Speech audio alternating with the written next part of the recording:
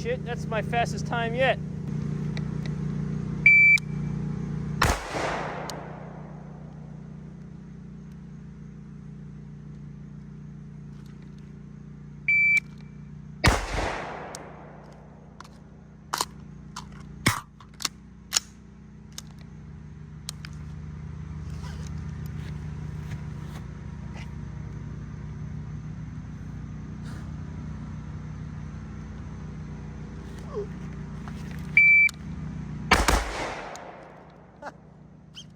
Almost wasn't ready for that.